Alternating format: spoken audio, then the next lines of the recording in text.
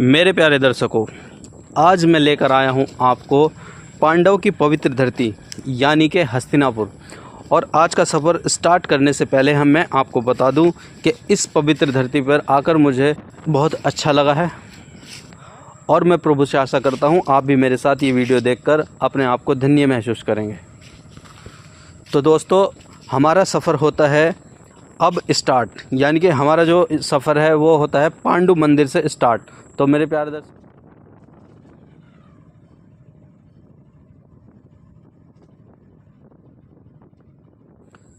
हम पहुँचे पांडु मंदिर। पांडु मंदिर की मैं आपको एक बात बता देना चाहता हूँ कि इसी पांडु मंदिर में पांडव की 5 प्रतिमाएं हैं और हमने पुरातत्व विभाग वाले से जानकारी ली है कि वो यहाँ 5 मूर्ति हैं, वो आज से 5000 साल पुरानी है, यानी कि पांडवों के ज़माने की ही हैं, पुरानी है।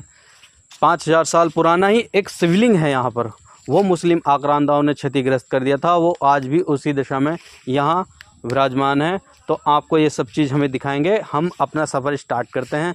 तो मेरे दोस्तों, यहाँ से सफ़र स्टार्ट करने के बाद हमको प्रथम शनिदेव महाराज का मंदिर मिलेगा और उसके बाद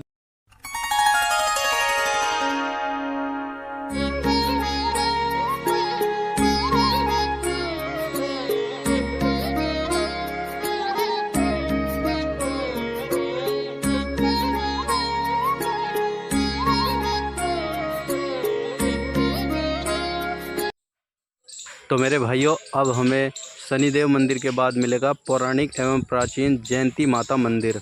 जयंती माता मंदिर के बाद आगे हम दिखाएंगे जहाँ उनका महल था, वो जगह।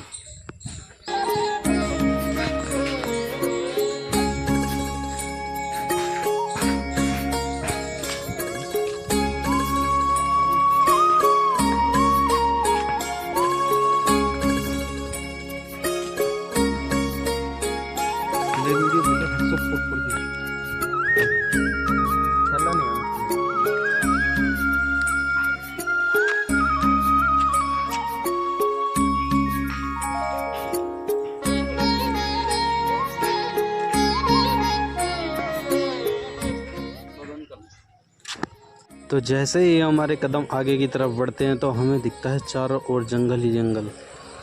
हमें बताया गया था कि यहाँ किला होगा, लेकिन हमें यहाँ चारों तरफ जंगल ही जंगल दिखता है। लेकिन जंगल के साथ साथ हमें दिखता है सामने एक छोटी सी कुटी, और वहाँ कुटी पर चलकर देखते हैं कि वहाँ कौन है। विश्राम करें। यह किले के अंदर एक छोटा सा विश्राम स्थल।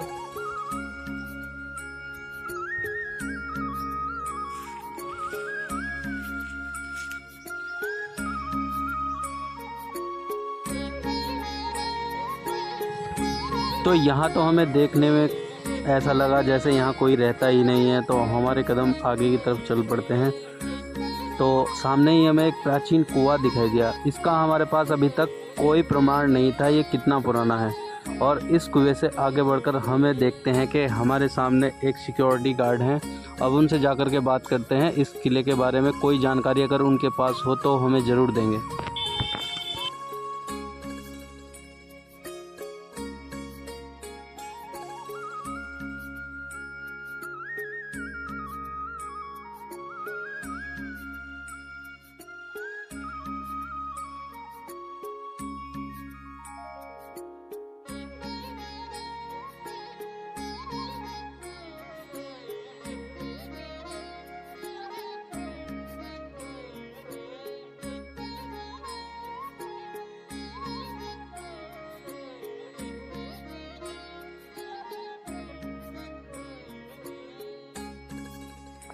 दोस्तों, जैसे कि आपको पता है, हम आज आए हुए हैं हस्तिनापुर। हस्तिनापुर का जो पुराना महल है, यहाँ कोई महल जैसी कोई चीज़ तो नहीं है, लेकिन यहाँ खुदाई चल रही है। खुदाई चलने के बाद जो भी यहाँ चीज़ें मिलती हैं उसको हम आपको दिखाएंगे। लेकिन आइए दोस्तों, कहाँ खुदाई चल रही है वो हम आपको दिखाते हैं।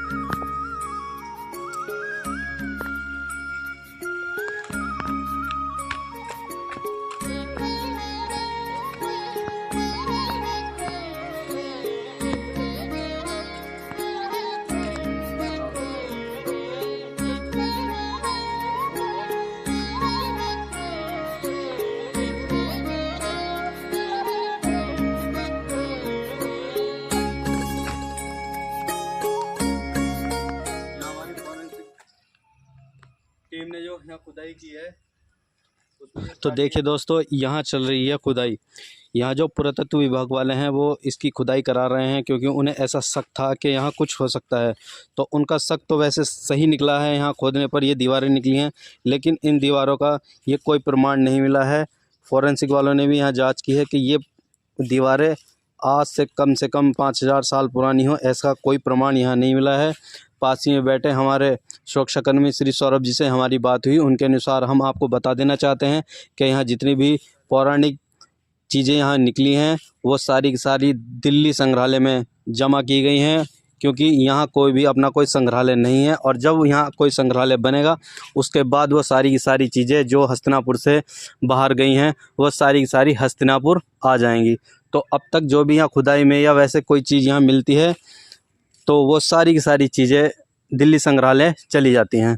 तो मेरे प्यारे दोस्तों, आप देख सकते हैं कि यहाँ हमारी सरकार जो है नए नए तरीके से यहाँ खोज करने में लगी हुई है। इसको सुंदर बनाने के पूरे प्रयास करे जा रहे हैं कि यहाँ पर्यटन आए और इसे देखें, और इस पुरानी जो हमारे धरोहर हैं उन्हें जीवित रखने के लिए कितना मेहनत हमारी सरकार कर रही है। तो मेरे दोस्तों, आगे की ओर ले चलते हैं, देखते हैं आगे की ओर इस जगह को कितना सुंदर बनाने के लिए सरकार क्या क्या कर रही है। तो देखते हैं दोस्तों।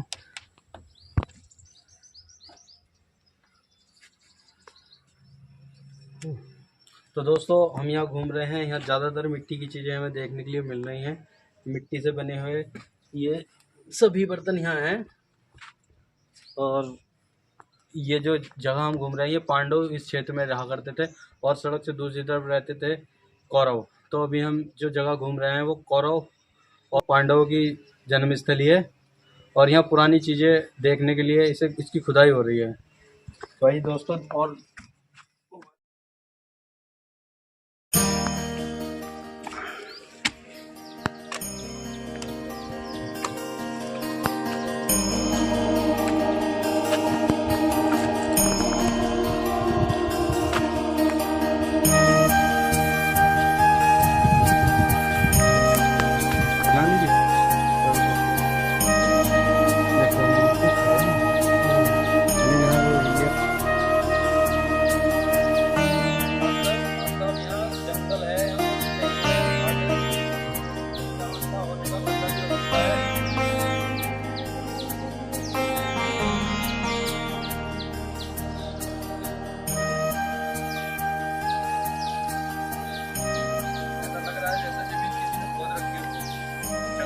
लग रहा था आगे ऐसी जमीन खुदी पड़ी है जैसे जंगली सुअर में खोद रखी है।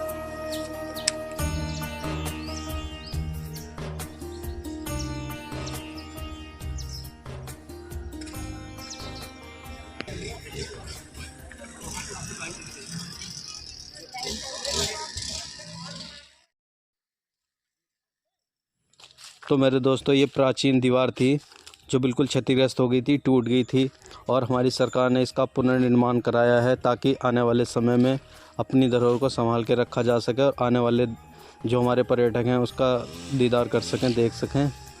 तो दोस्तों, देखा हमारी सरकार कितनी मेहनत कर रही है इस किले को दोबारा बनाने के लिए। और यहाँ जो आते हैं ये सोच कर आते हैं, जितने भी यहाँ पर्यटक आते हैं कि वहाँ कोई महल होगा, वहाँ उस ज़माने की कोई ना कोई चीज़ हमें देखने को मिलेगी, लेकिन ऐसा यहाँ कुछ नहीं है।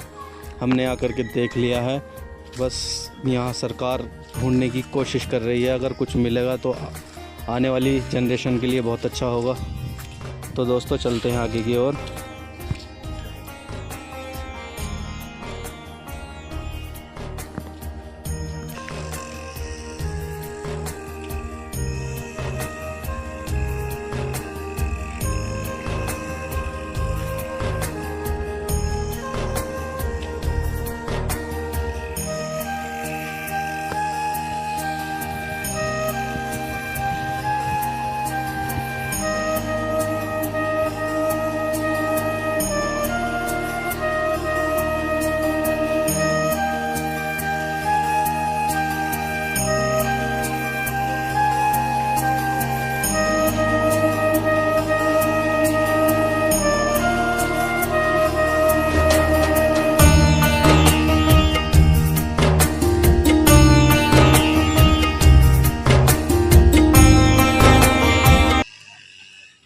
बता रहा हूँ आपको।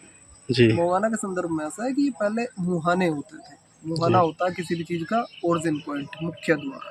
जी पहले छोटा मुहाना, वो छोटा मुहाना होता था, यानी कि महल का जो छोटा मेन गेट था वो छोटे मुहाने से स्टार्ट होता था। जी फिर बड़ा मुहाना, वो बड़ा मवाना आजकल में कहलाया जाता, वो बड़ा मेन गेट था। तो महल मवाना से प्रारंभ होकर गढ़गंगा तक, गंगा किनारे सारा उनका महल का अधीन क्षेत्र था। साम्राज्य बहुत बड़े क्षेत्र में फैला हुआ था। कुरु, पांचाल वगैरह करके ज़्यादा देश नहीं थे, जो थे महाभारत के युद्ध में आपस में लड़ लड़ा के बटा गए थे। अंतिम राजा जिन्होंने हस्तिनापुर के महलों में शासन किया, वैसे तो अंतिम राजा आपके राजा परीक्षित होते थे, लेकिन 2011 संस्करण कई लोगों को लग जाता है कि वह मिथ्या चल रहा है, अपनी मनगढ़ंत चल रही है कोई बात। 2011 संस्करण की एक पुस्तक है, यूनिक पब्लिकेशन वालों की, ऑफलाइन एडिशन थे उसका। मैंने पढ़ा था कि अंतिम राजा जिसने हस्तिनापुर के महलों में शासन किया, राजा निचक्षु होते थे। राजा निचक्षु के समय में किसी ज्योतिष ने गणना करके बताया कि कोई बाढ़ आएगी, तो उन्होंने अपने महलों को जो है स्थानांतरित करने की घोषणा कर दी। राजधानियाँ स्थानांतरित हो जाया करती थी, तो उन्होंने अपनी राजधानी को इलाहाबाद के कौशाम्बी क्षेत्र में स्थानांतरित करके शिफ्ट कर दिया। उसके बाद से किसी भी राजा ने हस्तिनापुर में अपनी राजधानी नहीं बनाई। राजा परीक्षित ने भी अपनी राजधानी किला परीक्षितगढ़ में बनाई थी, यहाँ से 20 किलोमीटर की दूरी पे। उनके विवाह के संदर्भ में भी एक किस्सा है, जो आप कुआं देख के आ रहे हो नीचे। जी उनकी जो ससुर हुआ करते थे राजा परीक्षित के, राजा बासक को कोढ़ हो गया था। रानी नवलदा हुआ करती थी, उनके पिताजी का नाम था राजा बासक। तो जब रानी जल लेने के लिए हस्तिनापुर में आई, तो राजा परीक्षित ने उनसे पूछा कि भाई रानी बताओ हमें कि आपने हमसे विवाह क्यों नहीं किया। तो उन्होंने कहा कि भाई ऐसा है, जिस भूमि के लिए इतना बड़ा रक्तपात हो गया हो, उस भूमि पे मेरे पिताजी मुझे नहीं दे सकते। जहाँ पे स्त्री का सम्मान ना होता हो, वहाँ पे मेरे पिताजी ने मुझे शादी करने की आज्ञा नहीं दी। तो उन्होंने कहा कि भाई मैं क्या कर सकता हूँ कि बस भूमि त्याग कर दो, हस्तिनापुर में अपनी राजधानी ना बना के किले में बनाओ। तो उन्होंने किला परीक्षितगढ़ के नाम से अपनी राजधानी किला परीक्षितगढ़ में बनाई थी। वहाँ पे भी अभी भी एक कुआं है, अमृत कूप नाम से ही, जो आपका यहाँ दिख रहा है, यहाँ से ही जल लेके गई थी रानी। और उनके पिताजी थे राजा बासक, उनका कोढ़ सही हो गया। उस कुएं की बड़ी विशेषता है। रानी लक्ष्मीबाई के मामा होते थे राजा रघुनाथ, उन्हें कोढ़ था। उन्होंने अपना रहने के लिए अस्थायी आवास बनाया, जो आप पीछे देख रहे हो बिल्डिंग में अपने। इस अस्थायी आवास में रानी लक्ष्मीबाई के मामा रहे राजा रघुनाथ, उन्हें कोढ़ था, उनका कोढ़ सही हो गया, उन्होंने किसी और महात्मा को सौंप दिया। तो वही महात्माओं का पीढ़ी दर जो आप पूछ रहे थे कि निजी कैसे, राजा रघुनाथ ने ये भूमि अपने समय में खरीदी थी, उसके बाद पीढ़ी दर पीढ़ी इसका हस्तांतरण होता आ रहा है। किसी महात्मा ने किसी को सौंप दी, किसी महात्मा ने किसी को सौंप दी, उसी तरीके से जुड़ते चले आ रहा है। तो 5-6 हमारे गुरुओं की जो पद्धति रही, जिसमें आपके महात्मा शाहदास जी, महात्मा सुमेर सिंह जी, महात्मा डॉक्टर स्वामी रमन जी, और वर्तमान में महंत भीषम रमन स्वामी जी। तो ये 4-5 पीढ़ियों के नाम, तो महात्मा रघुवीर जी बीच में एक मिस कर गया था मैं।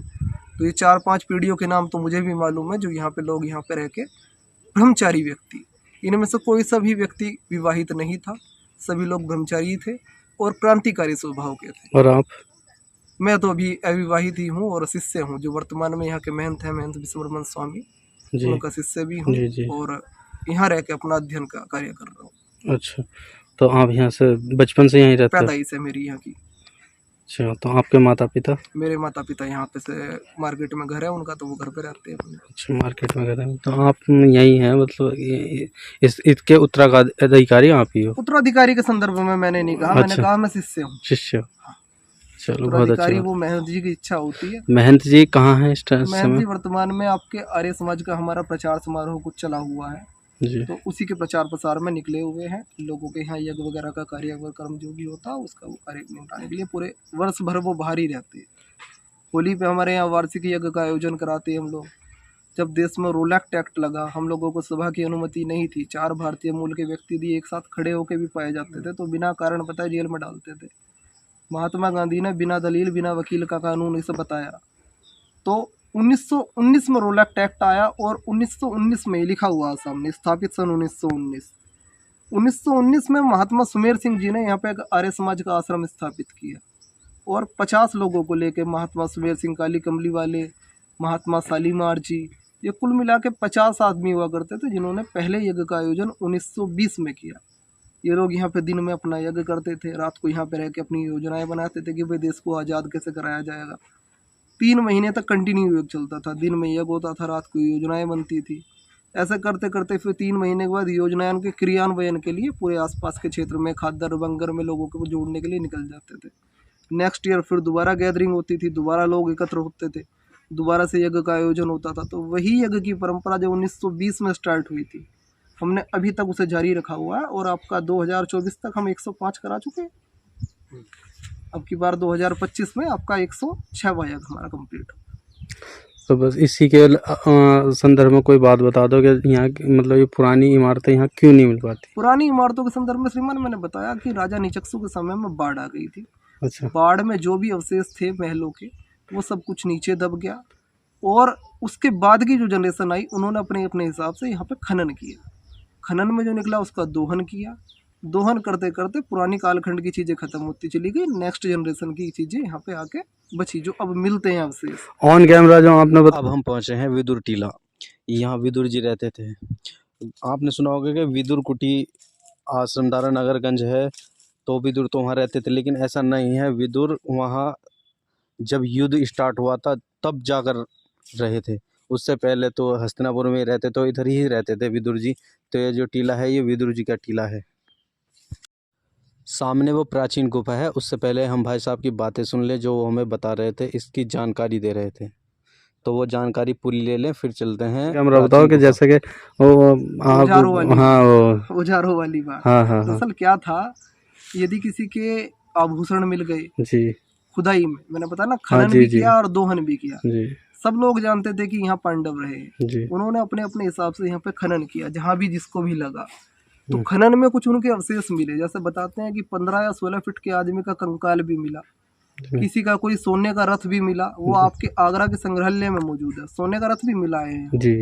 ये भी संदर्भ में मैं देना चाहूँगा। आगरा के संग्रहालय में बंद है। तलवार की टूटी हुई मूठ मिली, वो आगरा के संग्रहालय में। डॉक्टर बीबी लाल होते थे आपके पुरातत्वविद। सन 1950 के दशक की बात बता रहा हूँ। जवाहरलाल नेहरू के समय में जब हस्तिनापुर की नींव रखी गई, चंडीगढ़ और हस्तिनापुर सेम डे की नींव रखी हुई है, तब उन्होंने डॉक्टर बीबी लाल के सानिध्य में यहाँ खुदाई पहली बार कराई थी। तब कुछ अवशेष निकले। उससे पहले भी लोगों ने यहाँ खुदाई की थी, जो जनरेशन यहाँ रह के गई थी। उन्होंने उस खुदाई में से जो भी सामान निकला, किसी के औजार निकले तो अपने औजार बना लिए, हथियार निकले तो अपने हथियार बना लिए, और बर्तन निकले तो अपने बर्तन बना लिए, पत्थर निकले तो अपने घर तैयार कर लिए। अभी भी मिल जाते हैं पत्थरों के अवशेष, अभी भी मिल जाते हैं। पत्थर कहाँ जाएंगे? जी जी। कुछ मिट्टी में मिल गए, कुछ जो नहीं मिले वो अब तक मिल जाते हैं आपको। जैसे अभी ये नई खुदाई हुई है पिछले 2 वर्ष पहले, खुदाई में जो आपको मिलेंगे ये अवशेष, ये पांडवकालीन नहीं है। सबसे पहली बात तो ये स्पष्ट करना मैं चाहूँगा कि ये पांडवकालीन अवशेष नहीं है। इसके अंदर जल सिंचन प्रणाली है इनकी पूरी। जल सिंचन प्रणाली कह रहा हूँ, सॉरी, क्षमा चाहूँगा मैं। जल रक्षित करने की प्रणाली। जो भी आपका बरसात का जल जो आता था, इसमें कैंपर लगाए हुए हैं, एक के ऊपर एक रखे हुए हैं। तो जैसा कि दोस्तों हमने वीडियो स्टार्टिंग में आपको बता दिया था कि यह है पांडव मंदिर, और इस मंदिर में पांडव की 5000 साल पुरानी जो मूर्तियां हैं वो है, और जो 5000 साल पुराने शिवलिंग हैं वो हैं, और यहाँ चल रही है पूजा। तो आप भी दर्शन कर लीजिए 5000 पुराने शिवलिंग के। और ये हमारी पांडव की प्रतिमाएँ हैं, तो जो इस मंदिर में आज भी स्थापित हैं। तो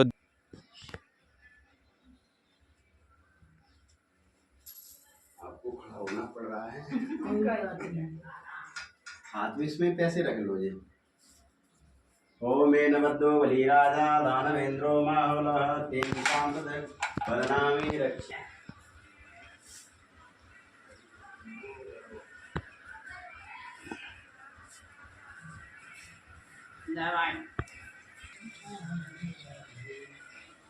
उनके बीच में, नीचे बीच में कपड़े की जाली लगी हुई है। बरसात का पानी ऊपर से एक कैंपर से जाएगा, छनते छनते छनते छनते नीचे इकट्ठा हो जाएगा। उसे अपना इकट्ठा करके, ये बाद में जब बरसात कई बार नहीं भी होती थी, सूखा भी प्रभावित, बाढ़ प्रभावित क्षेत्र भी रहा, तो सूखा प्रभावित क्षेत्र भी रहा, कई बार हो जाती है समस्या प्राकृतिक आपदाओं में, तो उस जल का प्रयोग वो करते थे। तो बड़े उन्नत तकनीक थी उनकी, हमसे भी मैंने देखा, यहाँ पर अनुभव किया कि उनकी तकनीकी हमसे ज़्यादा उन्नत थी उस समय में भी। आज के टाइम में भी हम जल इकट्ठा करने के लिए उतने उपचार नहीं करते जो उस समय में वे लोग कर रहे थे। उन लोगों को कीमत जल की मालूम थी। कछुए के अवशेष मिले यहाँ अभी खुदाई में, हाल फिलहाल में कछुए के ऊपर का खोल मिल गया। तो ये भी पता लगा कि भाई यहाँ जो ये समस्याएं आई हैं ये बाढ़ की वजह से आई हैं। कछुआ होने का वरना यहाँ क्या मतलब, गंगा के माध्यम से कछुआ यहाँ आया, यहीं दब गया और यहीं मर गया, इसका अवशेष इसलिए प्राप्त हुआ। तो यहाँ बाढ़ के अवशेष मिले, जितने भी पुरातत्वविदों ने यहाँ खुदाई कराई सबको बाढ़ के ही प्रमाण मिले हैं। यहाँ और कोई आपदा नहीं आई। को लोग बोलते थे कि खेड़ा पलट गया, कि खेड़ा पलट दिया, ऐसा कुछ संभव नहीं है। संभव होता सिर्फ प्राकृतिक आपदा के कारण उथल पुथल, जहाँ कटान हो गया वहाँ गहरा हो गया, जहाँ पानी का जल स्तर नहीं पहुँच पाया वहाँ पे ऊंचे टीले बन गए। एक और प्रमाण, जब आप नीचे सड़क से देखेंगे तो इसका जो ढाल है वो परवलयाकार है, उधर्वाधर नहीं है, सॉरी क्षैतिज नहीं है, उधर्वाधर है, ऐसे है परवलयाकार में। ये वी शेप की आकार की घटी जब बनती है जब कहीं जल आया हो, पानी का एक जल स्तर यहाँ होगा, वहाँ टक्कर मारेगा, थोड़ा सा जल स्तर घटेगा, नीचे टक्कर मारेगा, तो सीढ़ी नुमा आकृति बन जाती है। उस साल का एक मौसम आता है जब यहाँ पे झाड़ियाँ वगैरह, अब तो काफ़ी सारी बरसात का मौसम गया तो झाड़ी वगैरह दिख रही है, जब यहाँ पे वो मिट्टी की परपटीज में सीढ़ियों वाली बात बता रहा हूँ, सीढ़ी नुमा आकृति वो नजर आती है, तो प्रमाण है इस चीज़ का कि यहाँ जल ने टक्कर मारी है, तभी इसका जल का ढाल ऐसे बना। नहरों के किनारे देख लो, कभी भी क्षैतिज नहीं होते, हमेशा ढालदार रहेंगे। तो वही प्रमाण है, गंगा माता अब हटते हटते 8 किलोमीटर पीछे हट गई। तो मेरा कहने का मतलब ये है कि अब अगर हम यहाँ कोई और जगह पूरे हस्तिनापुर में ढूंढना चाहें कि मतलब उनसे जुड़ी हुई पांडव या कौरव से, तो नहीं मिलेगी। पांडवों और कौरवों के संदर्भ में मैंने आपको बताया, बराबर से आपका मार्ग जा रहा है, करीब 100 कदम चलेंगे आप जी, तो प्राचीन पांडेश्वर महादेव का मंदिर है। और मंदिर के अंदर जो शिवलिंग है वो उनके ही समकालीन है। शिवलिंग के बिल्कुल सामने 5 मूर्तियां बनी हुई हैं। थोड़ा सा पुरानी शिल्पकार उतने उसे सफाई से नहीं पेश कर पाए, लेकिन एग्जैक्ट पता लगता है कि हाँ 5 मूर्तियां बनी हुई हैं। पत्थर भी उसी टाइम का है जो बरनावा में भी मिलता है आपका लाक्सा ग्रह में, उसी पत्थर से बनी हुई ये मूर्तियां हैं। तो ये भी प्रमाण निश्चित है कि भाई ये मूर्तियां भी उसी कालखंड की हैं। मंदिर बाद का बना हुआ है, पुनर्जीर्णोद्धार कराया आपका राजा नैन सिंह गुज्जर ने। भैंसुम्मा रियासत के राजा हुआ करते थे राजा नैन सिंह गुज्जर, उन्होंने इस मंदिर का पुनर्जीर्णोद्धार कराया। बाकी जो शिवलिंग और वे मूर्तियां हैं वो पांडवों के समकालीन ही हैं। वृक्ष के संदर्भ में मैं टिप्पणी नहीं करूंगा, कंफर्म नहीं हूँ, लेकिन शिवलिंग और उसके संदर्भ में मैं कंफर्म हूँ, लगभग समकालीन है।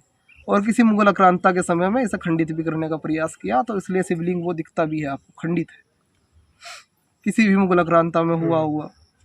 तो ठीक है, आपसे बात करके बहुत अच्छा लगा, आपने हमें अपना कीमती समय दिया, इसके लिए धन्यवाद। तो ये है वो गुफ़ा जिसके बारे में मैं आपको बता रहा था कि ये पांडवों के ज़माने की गुफ़ा है। तो देख लीजिए आप भी।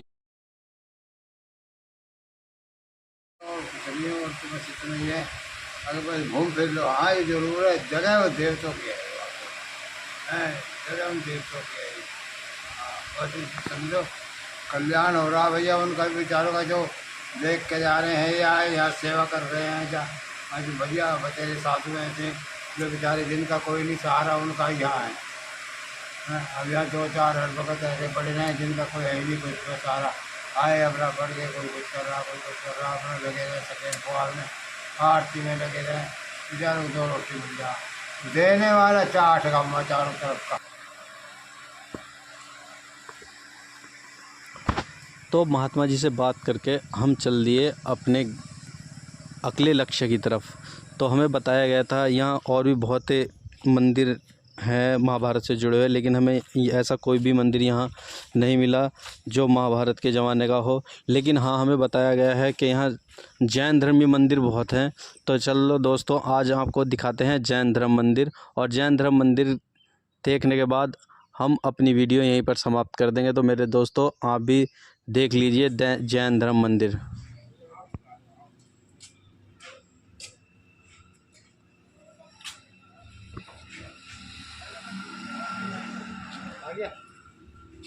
खाना का कैसा ये मंदिर जो है जैन धर्म मंदिर है, और नाम आए थे आज हस्तिनापुर वीडियो बनाने के लिए। इस मंदिर का खुलना समय 2 बजे, और 2 बजे तक हम यहाँ रुकेंगे नहीं, तो ये जा रहे हैं। ठीक है।